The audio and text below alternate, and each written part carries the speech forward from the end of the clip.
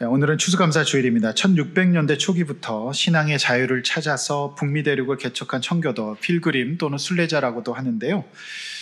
이분들이 이제 추운 겨울 신대륙 아메리카에 도착합니다. 1620년 9월 6일 영국에서 메이플라워를 타고 102명이 출발합니다. 그런데 대서양을 건너는 것도 그 당시에는 너무 힘든 일이어서 무려 63일간의 항해 끝에 겨우 이제 북아메리카에 도착을 하게 됩니다. 그런데 겨울이 됐습니다. 그래서 혹독한 추위와 식량의 부족과 질병, 풍토병에 시달리면서 반 이상이 죽어서 50명만 남게 되었습니다.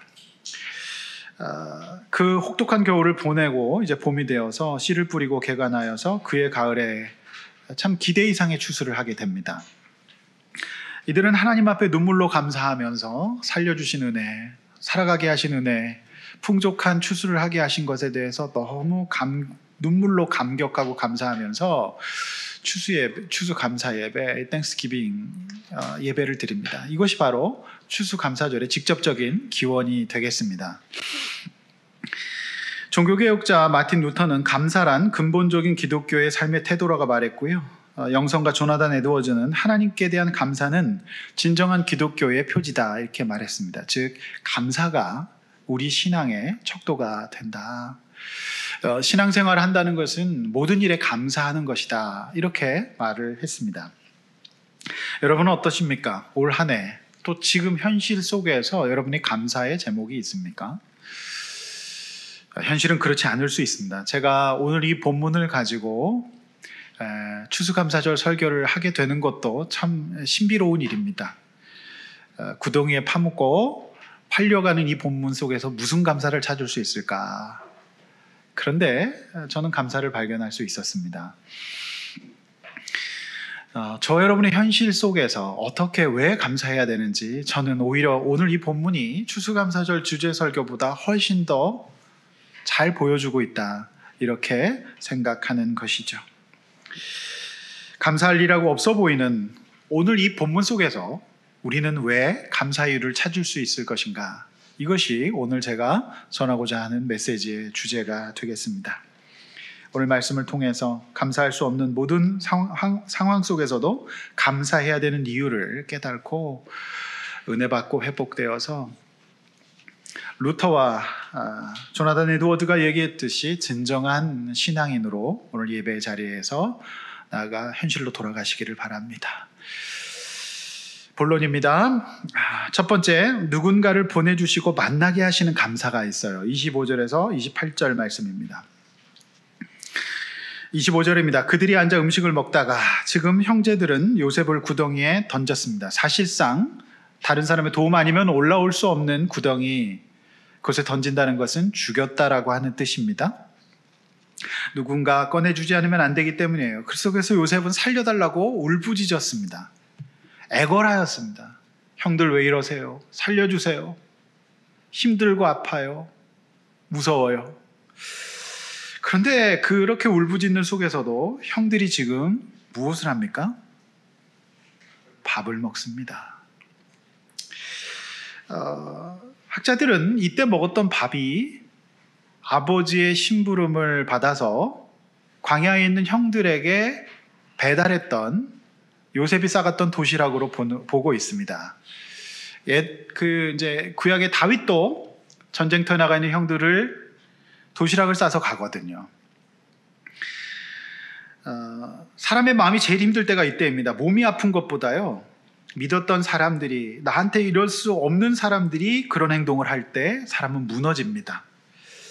한피 받은 형제들에게 특별히 가족 안에서 당하는 이런 가해는 한 사람을 일어설 수 없게 만듭니다. 우리가 우울해지고 힘들어지는 이런 정서가 올라와지는 가장 그 근본적인 이유는 이와 같은 가족에게서 받은 상처 때문이거든요.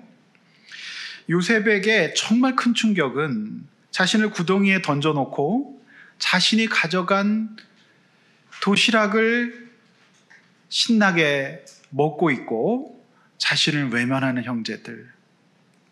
아무 소리도 안 들렸으면 그나마 그래도 그런가 보다 했을 텐데 살려달라고 하는데 거기서 먹는 소리가 들리는 거예요. 이때 요셉의 마음이 어땠겠습니까? 요셉은 그 안에 모든 그 신뢰와 안전이 무너지는 겁니다. 여러분, 요셉의 마음을 공감하실 수 있겠습니까?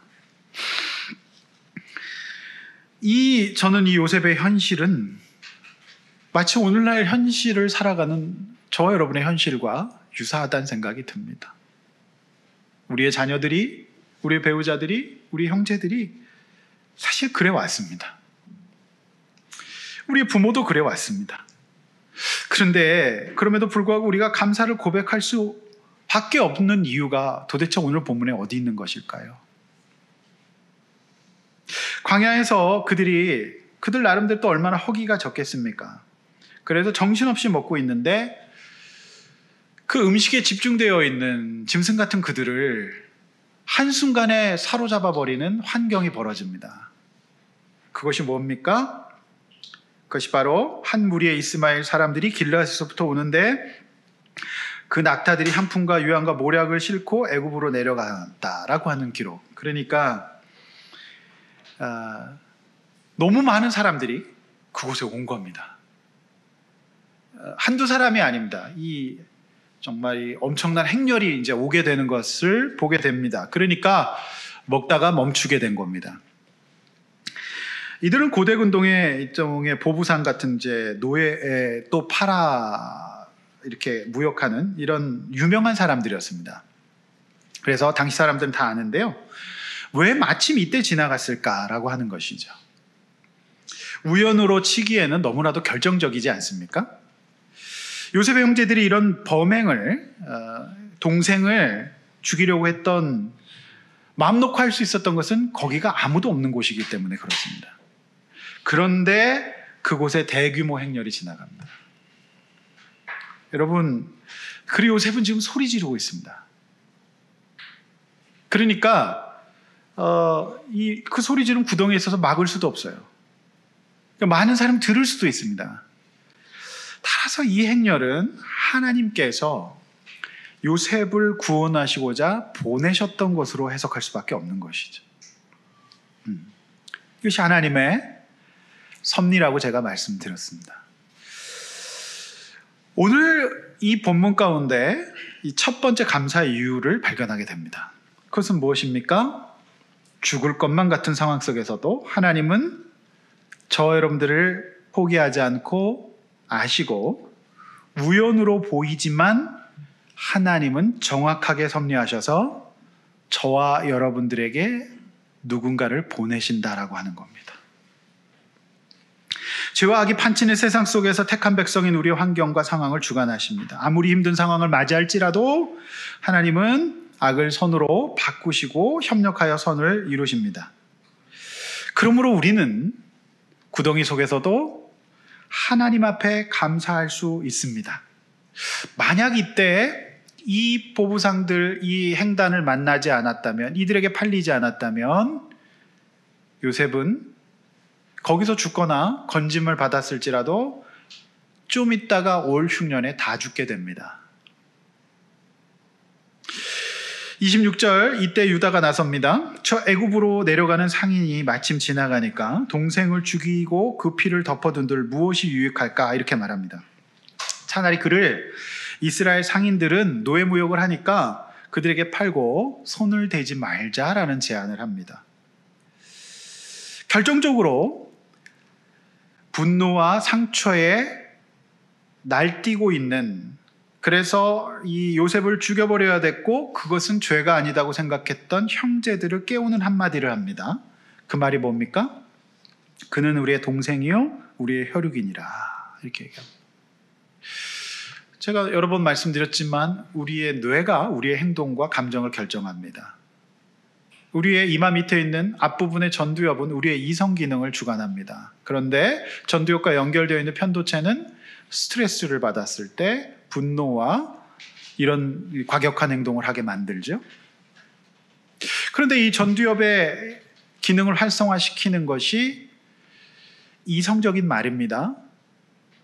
그러니까 이 날뛰고 있는 편도체가 있는 대로 활성화되었고 부어있는 이 형제들을 잠재우는 말은 그도 우리의 형제고 혈육이다. 그는 우리의 적이 아니다. 그 아이도 우리와 한 핏줄이다. 이 말을 함으로써 살인의 충동에 날뛰던 형제들은 이제 정신을 차리고 전두엽이 활성화된다. 이렇게 이제 뇌과학적으로 설명할 수가 있는 것이죠. 이 말이 아니었으면 이거를 지금 잊어버리고 있는 겁니다. 지금 28절 형들은 요셉을 구덩이에서 끌어올립니다. 그리고 그를 은 20에 팔아 넘겨버립니다. 창세기를 연구하는 학자들의 연구에 의하면 당시 성인 노예의 값은 은 30입니다. 구약 성경에 또 나오거든요. 그런데 왜 요셉이 은 20에 팔렸을까요? 일부 예배 때도 제가 여쭤봤는데 급히 팔려니까 바겐세일한 거다 이거도 있는데요. 여러분 왜 이렇게 20에 싸게 팔았다고 생각하십니까? 네, 아직 청소년이었기 때문에 그렇죠. 그 당시에 그 연구 결과는 어린 경우 미성숙한 이제 미성년자의 경우에는 시세가 조금 떨어져서 20이 시세였다라고 하는 겁니다. 즉 형들은 정확히 시세받고 판 겁니다. 훗날 기근이 찾아오고 애굽의 양식을 구하러 온 형들은 총리가 된 요셉을 거기서 만나게 되는데요. 우리가 이제 이때부터 유다에 주목을 해야 됩니다. 유다. 자, 이 유다가 지금 이런 제안을 합니다. 형제들을 깨우는 이 아이를 죽이지 말자. 이 아이가 그래도 밉지만 우리 형제 아니냐. 한 핏줄 아니냐라면서 잠재우면서 이런 제안을 했거든요. 사실상 요셉을 살린 거나 마찬가지죠. 그런데 이 유다는 나중에 애굽의 총리가 된 그러나 아직 자신을 못 알아보는 형들이죠. 요셉은 막내 베냐민을 데려오라고 조건을 겁니다. 이제 요셉이 여러분 나중에 제가 또 보겠지만 형들에게 계속해서 여러 가지 조건과 시험을 하는 이유는 형들에게 회개의 기회를 주고 형들이 이제 성숙할 수 있도록 이런 때 훈련을 하는 거거든요. 이것도 이제 지혜인데요. 그래서 막내 베냐민을 데려와라. 그러면 이제 양식을 주겠다 이런 얘기를 하잖아요. 그러나 아버지 야곱 이스라엘 입장에서는 이미 요셉 보냈다가 큰 경을 쳤기 때문에 베냐민을 안 보내고 양식 구하러 갔던 형들과 함께 안 보내고 데리고 있었습니다. 그런데 그걸 알고 요셉이 데리고 오라 그러니까 보내겠습니까? 안 보내죠. 절대 안 보냅니다. 얘마저 이럴 수 없다. 그런 어떤 상처가 있는 겁니다. 바로 이때 또 유다가 나서요. 그러니까 오늘 본문에 유다가 나서고 베냐민 문제 때문에 유다가 이제 또 나서는데 창세기 43절, 6, 9절 한번 같이 또 앞에 보면서 읽어보겠습니다. 시작. 이스라엘이 이르되 너희가 어찌하여 너희에게 또 다른 아우가 있다고 그 사람에게 말하여 나를 괴롭게 하느냐. 내가 그를 위하여 담보가 되오리니 아버지께서 내 손에서 그를 찾으소서. 내가 만일 그를 아버지께 데려다가 아버지 앞에 두지 아니하면 내가 영원히 죄를 지리이다. 그렇습니다. 유다는 자신이 담보가 되어 가족을 살리는 역할을 합니다. 훗날 요셉이 또 은잔 시험을 통해서 베냐민을 애굽의 볼모로 잡아놓을 수밖에 없는 상황이 벌어집니다. 어렵게 43장에 설득해서 아버지를 설득해서 제가 책임지겠습니다 하면서 자기를 담보로 걸어요. 그래서 아버지가 보내주는데 또 베냐민 은잔 이 사건을 통해서 베냐민을 또 잡아둘 수밖에 없을 때 또 결정적으로 유다가 또 나섭니다. 그래서 뭐라고 합니까? 44장 32절 33절 앞에 보면서 함께 읽어보겠습니다. 주의 종이 내 아버지에게 아이를 담보하기를 내가 이를 아버지께로 데리고 돌아오지 아니하면 영영이 아버지께 죄짐을 지리이다 하였사오니 이제 주의 종으로 그 아이를 대신하여 머물러 있어 내 주의 종이 되게 하시고 그 아이는 그의 형제들과 함께 올려 보내소서. 아멘. 네, 내가 잡히겠다.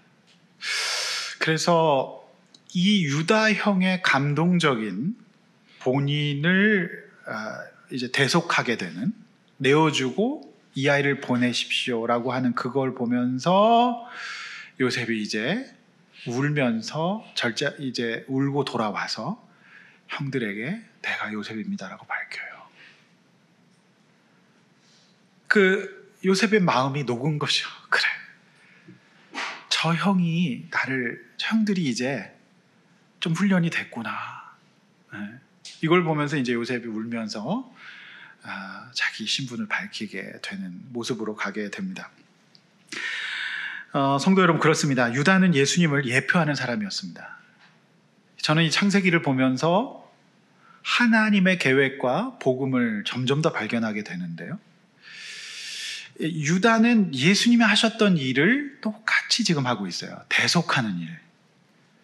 내가 대신 볼모로 잡히고 내가 지금 대신 나를 취하소서라고 하면서 자신을 내어줍니다. 이게 바로 예수님의 예표죠. 그러나 유다는 예수님은 아니었습니다. 연약함이 있었던 죄인이잖아요. 유다는 문제를 풀어내고 자신을 희생하여 사람을 살리는 그런 사람이었어요. 유다는 형제들이 영혼을 깨우는 말씀을 전했고, 그리고 자신을 기꺼이 내어주고 보증이 됨으로써 모두를 살리는 역할, 풀어내는 역할을 거듭 하고 있습니다. 그래서 이스라엘 12지파 중에서 장자인 루벤이 영적 장자권을 받지 않고요, 아버지의 사랑과 편애를 받은 요셉이 영적 장자권을 받는 것이 아니라 이들 형제 중에 유다가 영적 장자권을 받아서 예수님의 조상 지파가 되는 것이죠. 성도 여러분, 우리가 다음 주에 보실 창세기 38장에는 읽는 우리를 또 다시 당혹해 하는 본문이 나옵니다. 이렇게 풀어내는 역할을 했던 유다가 엄청난 또 범죄를 저지릅니다. 뭡니까? 며느리 다말과 동침합니다. 우리는 좀 이상해요. 이걸 왜 성경에서 넣어놨을까? 저는 이 본문을, 창세기 전체를 보면서 다시 확인하게 되는 것은 유다는 예수님의 모형이구나. 예수님 자체는 아니구나. 예수님이 하실 일을 가리키고 있을 뿐이에요. 그는 풀어내지만 구원자는 아니었던 겁니다. 그럼에도 불구하고 그가 왜 예수님의 조상이 될 수밖에 없었던 이유는 38장에서 이 유다가 자신의 죄를 인정합니다. 내가 나보다 옳도다라고 하면서 회개합니다. 믿음을 가졌다는 것이죠. 그러나 루벤은 회개하지 않았잖아요. 지난번에 지호에도 제가 말씀드렸지만 그런 일이 없습니다. 그런 영적 장자권을 뺏길 수밖에 없고 오늘 본문에서도 뒤늦게 나타날 수밖에 없었다라고 하는 것입니다. 사랑하는 성도 여러분, 하나님께서는 우리가 감사할 것이 없어 보이는 현실 속에서도 유다와 같은 사람들을 보내시고 결정적으로 저 여러분들에게 예수 그리스도를 보내셨습니다. 그분은 실제로 유다는 자신을 보증으로 내세웠지만 죽지는 않았거든요. 그런데 예수 그리스도께서는 저와 여러분들 위해 십자가에 달려 죽으셨습니다. 온전히 모든 것들을 내어주셨다라고 하는 것이죠. 여러분, 이게 우리의 은혜입니다. 우리가 감사할 수 있는 은혜입니다. 성도 여러분, 우리가 죽을 지경에 놓였을지라도 하나님께서는 하나님의 꿈을 우리에게 갖고 계시기 때문에 누군가를 보내주셨고 예수 그리스도를 보내시고 성령님을 보내시고 우리의 고난의 현장에 반드시 함께 계십니다. 믿으시기를 바랍니다. 이것이 바로 추수감사절에 우리가 이 본문 통해서 얻을 수 있는 감사의 이유가 되겠습니다. 오늘 두 분의 유아세례 간증, 유아세례와 그 다음에 이제 간증을 세례 간증 들으셨습니다. 여러분, 저는 이 간증들을 읽으면서 하나님께서 만남을 허락하신 은혜가 아니었다면 어떻게 가능한 일이었겠습니까?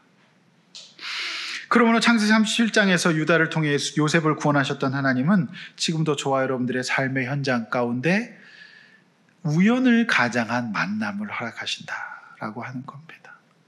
이것이 바로 감사의 이유예요. 저는 오늘 이 본문을 보면서 참 이 본문을 가지고 추수감사절 설교를 할 수 있는 그 참 은혜가 있다 싶은 생각이 들고요. 제가 사실은 주제 설교를 하려고 했는데 가만히 묵상해 보니까 이 본문은 기독교의 근본적인 감사의 본문이다라는 생각이 들어서 확신 있게 이 말씀을 준비하게 되었습니다. 여러분, 세상에서의 주어지는 그런 조건들 그거 감사 아닙니다. 정말 감사는 우리를 이처럼 온전한 하나님의 사람으로 만드시는 은혜가 있는 겁니다. 보내실 것입니다.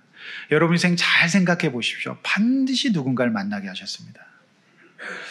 두 번째, 우상 가운데서 구원해 주시는 감사가 있습니다. 29절에서 36절이죠.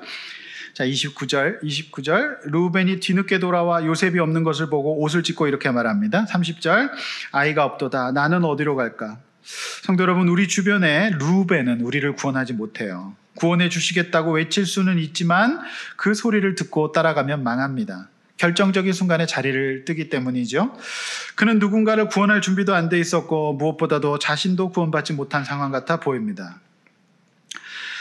회개하고 자신의 연약함을 인정하지 않는, 즉 믿음이 없는 사람은 하나님의 구원의 도구로 사용되기에 부적합합니다. 루벤은 이렇게 말합니다. 아이가 없도다. 나는 어디로 갈까? 저는 여기서 나는 어디로 갈까에 주목해야 된다고 봅니다. 루벤은 요셉의 구원보다 자신의 갈 길을 더 걱정했던 사람이에요. 여러분 이거 정말 잘 생각하셔야 되는 건데, 우리가 자녀를 양육할 때, 결혼 생활을 할 때, 우리가 대인관계 할 때 다 마찬가지입니다. 그 필요가 나에게 있으면 사람을 구원할 수 없습니다. 저는 목사로서도 성도님들을 대하면서 항상 이 생각을 하려고 해요. 나는 어디로 갈까가 더 중요하면 구원하지 못해요. 하나님의 은혜가 더 중요하고 그런 것 아니겠습니까? 그래서 여러분 이 세상의 루벤들을 잘 분별해야 됩니다. 31절 이제 형들은 아버지를 속일 알리바이를 만들어야 했습니다. 그들은 요셉의 찢긴 옷을 가져다가 수dom소를 죽여서 그 옷을 피해 적시죠. 좋은 머리를 이처럼 죄 짓는 데 사용하면 안 됩니다. 기가 막힌 알리바이죠. 32절 그 피 묻은 채색 옷을 가져다가 아버지에게 보여주면서 우리가 이것을 우연히 발견했는데 아버지 아들이 옷인가 한번 보십시오. 태연하게 허리우드급 연기에 들어갑니다. 아마 이 11형제들은 영화에 출연해도 굉장히 성공할 수 있는, 배우로서도 잘할 수 있는 그런 사람들이었던 것으로 보입니다. 33절 야곱은 그 옷을 보고 확증편향, 죽었다라고 이미 확증하게 됩니다. 짐승에게 옷이 찢겼다, 이렇게 이제 확증하게 되는 거죠. 34절 야곱은 자기 옷을 찢고 굵은 배로 허리를 묶고 그 후로도 오랫동안 아들을 위하여 통곡합니다. 35절 그의 모든 자녀가 위로하되 그가 위로를 받지 아니합니다. 왜 그랬을까요? 연기에 그 영혼이 담기기가 어려웠을 겁니다. 아무리 연기했다 해도 자신들이 죽여놓고 그것 때문에 슬퍼하는 아버지를 위로하는 것이 쉽지는 않았을 겁니다. 네, 연기였기 때문에 위로가 안 됩니다. 아무리 송강호가 연기를 해도 요거 쉽지 않을 것 같다는 생각합니다. 그래서 여러분, 우리 연기를 기가 막히게 하는 경우도 있겠지만 그거에 속으면 안 됩니다. 네. 이제 야곱은 수올, 지옥으로 내려갑니다. 수올이 지옥이란 것이거든요. 그러니까 삶이 지옥으로 바뀌었다는 뜻이죠. 그 사랑하는 아들 요셉을 잃어버린 거예요. 이후로도 오랫동안 야곱은 지옥과 같은 삶을 삽니다. 사는 게 사는 것 같지 않은 거예요. 36절 아들들은 일단 자신들의 알리바이와 연기가 먹혔고 소품도 적절했고 이 현실을 장악하고 있고 하나님의 꿈을 좌절시켰다라고 확신하고 있습니다. 저 아이 노예로 팔려가서 그냥 죽어버리겠지, 이렇게 생각하니까 지금 자신들이 승리한 것 같았어요. 그러나 요셉은 지금 살아있고 하나님은 여전히 당신의 꿈을 이루어가고 계십니다. 그는 애굽 중에서도 권력의 핵심인 튀니대장 보디발의 집에 팔렸던 것이죠. 아버지 야곱에게 요셉은 비참하게 죽은 것이지만 과연 그런 겁니까? 이제 야곱은 요셉을 자신의 아들이 아닌 하나님의 아들로 옮기고 있는 작업을 하고 있어요. 인간 야곱이 줄 수 있는 사랑과 은혜와 비교할 수 없는 창조주 하나님의 사랑과 은혜가 이제 요셉에게 개입될 겁니다. 겉으로는 불행 같지만 하나님의 섭리에는 악역도 들어있어요. 이들이 여기에, 이 요셉이 여기에 팔리지 않았다면 어떻게 애굽의 총리가 됩니까? 애굽의 총리가 되지 않으면 어떻게 온 가족을 살립니까? 여러분, 저는 그 생각을 해요. 우리의 만남에는요, 악역도 만나게 됩니다.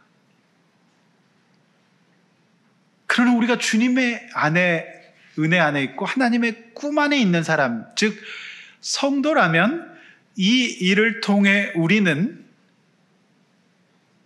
구원받게 될 겁니다. 이 일을 통해 우리는 하나님의 작품이 될 겁니다. 아버지 야곱의 품 안에서 요셉은 사람이 될 수 없습니다. 그런데 이 추수감사절에 우리가 감사할 수 있는 이유는 하나님의 꿈이 저와 여러분에게 있기 때문인데요.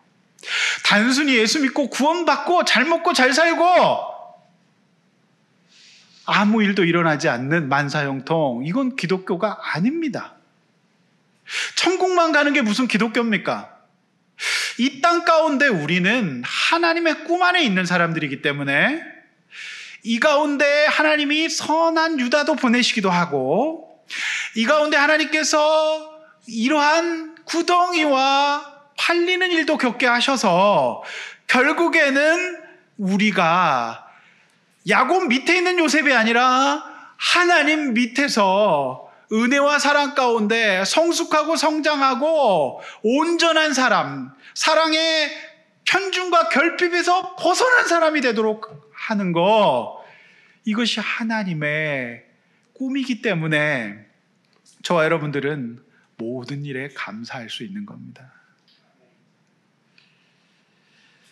여러분, 여기 오늘 두 번째 감사의 이유가 있어요. 우리는 우리 스스로를 우리 안에 있는 우상 가운데서 멀어지게 할 수 없습니다. 절대 못합니다. 우상의 본질은 뭡니까? 우상과 하나님의 차이점 뭐예요? 우상은 그 안에 자유가 없습니다. 우상은 너무너무 매력적이고 소중하고 절대적인 것이지만 그 우상은 섬기면 섬길수록 매이게 되고 그 끝은 죽음밖에 없습니다. 우상은 그래요. 그래서 우리가 우상 숭배를 하나님께서 왜 싫어하시냐? 우상은 굉장히 우리를 속박하고 우리의 삶을 이끌어가고 우리의 인생 자체를 사로잡아요. 그렇지만 그 우상은 구원할 수 없고 그 안에 생명이 있기 때문에 결국에는 수울밖에 없는 겁니다. 그렇죠? 편애를 받고 자란 야곱은 자신도 편애하는 사람이 되었어요. 편애가 어찌 하나님의 사랑일 수 있겠습니까? 그러니 12 형제 중에서 오직 요셉만 사랑하는 아버지 야곱의 편애에 기반한 요셉 사랑은 우상이었어요. 그러니 지금 그 야곱이 요셉이 죽었다고 생각하니까 이스라엘인데도 지옥으로 간다. 살아서 뭐 하겠느냐. 이런 망발을 하고 있습니다. 왜 그럴까요? 야곱, 이스라엘은 하나님도 사랑했던 것 같아요. 그러나 그는 요셉을 더 사랑했던 것 같습니다. 그가 우상이었던 거예요. 그러니 하나님께서 야곱, 이스라엘과 언약을 하셨어요. 내가 너를 축복하고 내가 너를 모든 사람에게 복 주는 사람 만들겠다.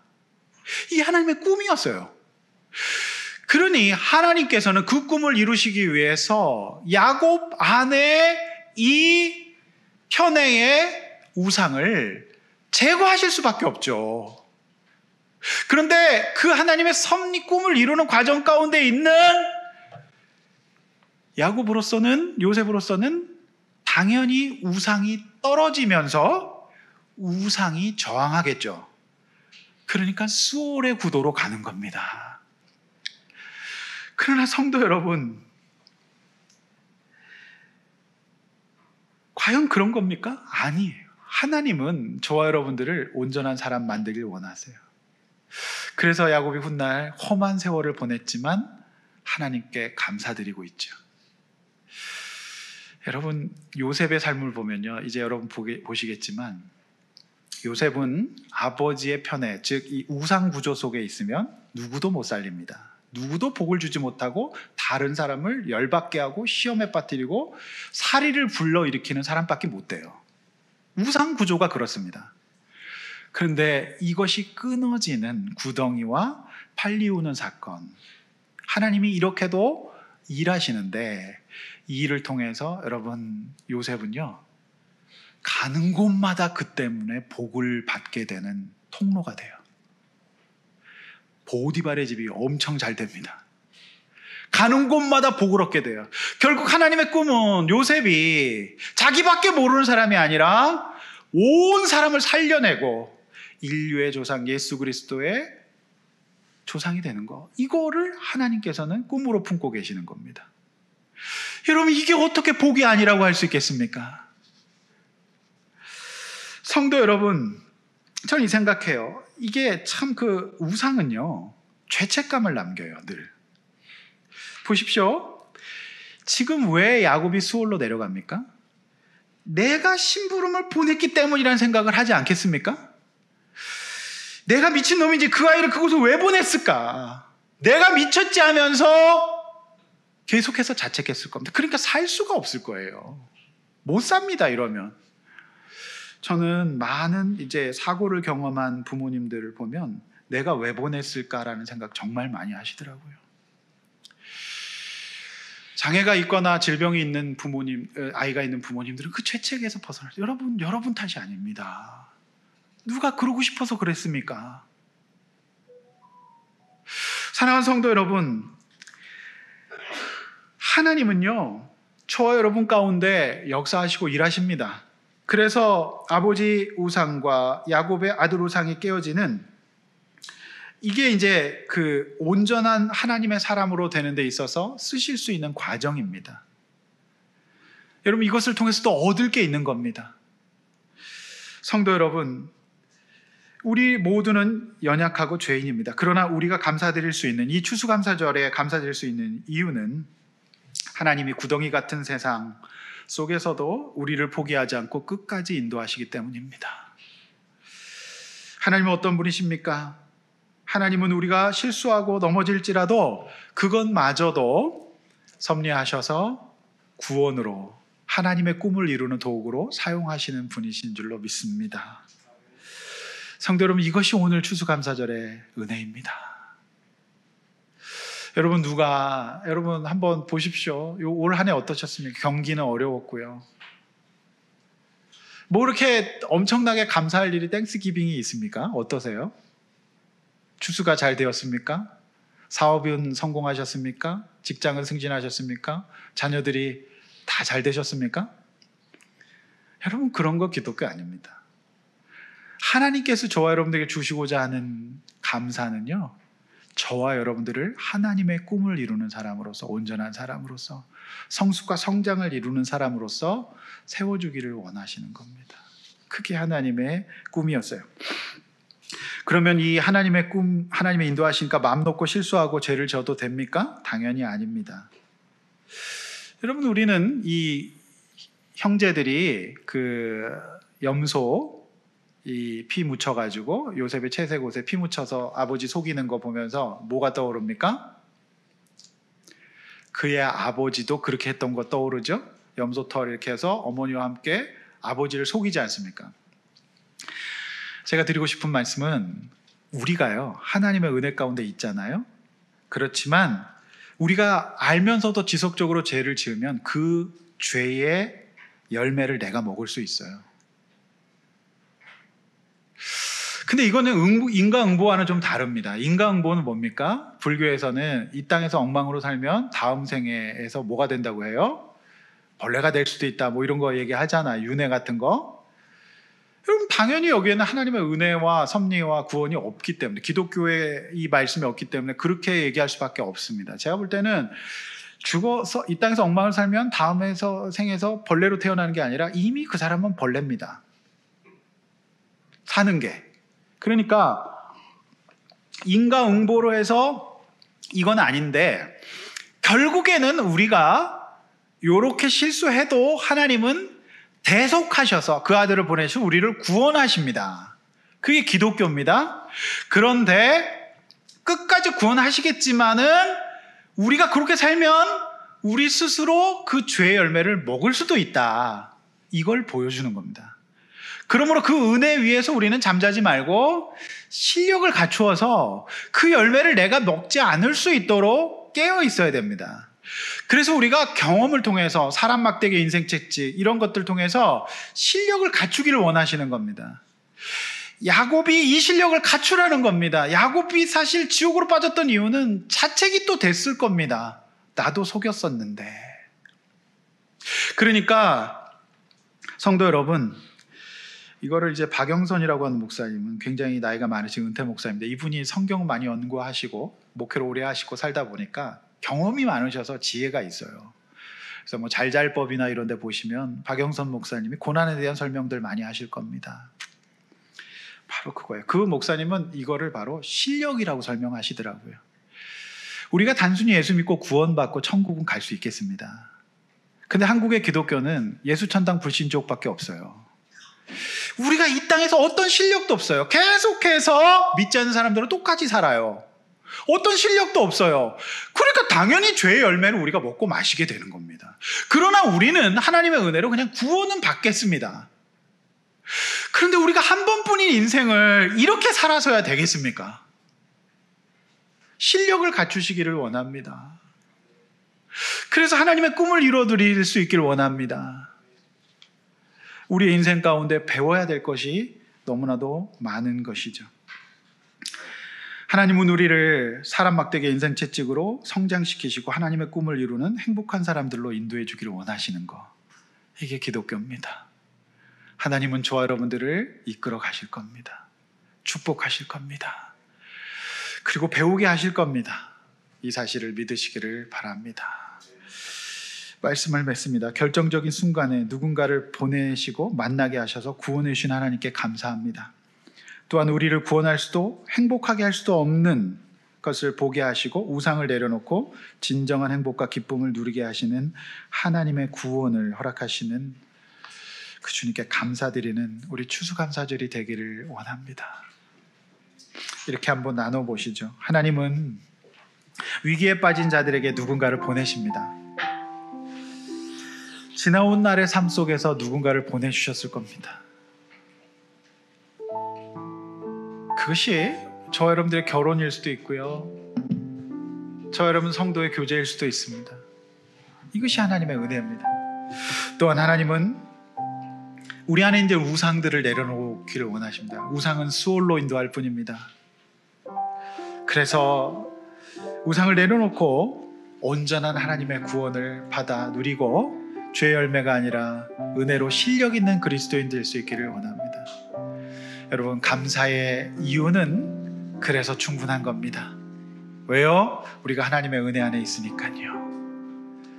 우리 그렇게 근본적인 감사를 드리고 회복되시는 거룩한 추수감사주일 되시기를 주님의 이름으로 축복합니다. 우리 시간에 감사 위에 감사라는 귀한 찬양이 있으면 이번 한 주간 동안 여러분 부르시기를 바랍니다. 소리 울리는 나의 간구보다 감사를 드립시다. 간구보다 감사를 드립니다. 응답하심도 거절하심도 기다리라 심도 그저 감사. 감사 위에 감사를 덮을 때 은혜 위에 은혜가 쌓이네. 모든 일에 감사, 모든 순간에 모든 일에 감사, 모든 순간에 그리 아니하실지라도 간절히 울리는 나의 기도, 간절히 울리는 나의 기도, 간구보다 감사를 드립시다. 간구보다 감사를 드립니다. 기쁜 날에도 고통 중에도 기쁜 날에도 우리는 주님의 은혜 안에 있습니다. 고통 중에 감사하십시오. 하나님께서 우리를 구원하실 겁니다. 주가 일하심을 우리가 알지 못하는 하나님의 뜻이 있습니다. 감사하십시오. 감사 위에 감사를 덮을 때 은혜 위에 은혜가 쌓이네. 하나님 감사합니다. 내 감사 모든 순간에 그리 아니야. 감사 위에 감사를 덮읍시다. 감사 위에 감사를 덮을 때 은혜 위에 은혜가 쌓이네. 큰 소리로 모든 일에 감사 모든 순간에 은혜 아니하실지라도 여러분, 이 시간에 함께 같이 기도할 수 있기를 원합니다. 하나님, 우리가 실수해도 하나님은 합력하여 선을 이루고 악을 선으로 바꾸실 겁니다. 그 은혜를 믿기 때문에 우리는 감사할 수 있는 거죠. 우리 현실은 어렵습니다. 구덩이 속에서 음식 먹는 것을 듣는 요셉의 마음일 겁니다. 그러나 이 일을 통해서 하나님은 우리를 반드시 구원하고 성장시키시는 꿈을 갖고 계십니다. 동시에 여러분, 회개하셔야 됩니다. 하나님, 내가 아직도 수월로 가는 이유는 뭘까요? 여러분, 그 물질과 그 나의 모든 우상들은 나를 구원하지 못합니다. 하나님, 그곳에 이제 더 이상 요동하지 않기를 원합니다. 하나님 앞에서 더 이상 죄의 열매를 먹고 마시는 사람이 아니라 은혜 가운데 성장하는 사람 되게 해달라고, 그래서 합력하여 손을 들어서 하나님 앞에 영광 돌리는 사람 되게 해달라고 주여 한번 외쳐 기도하겠습니다.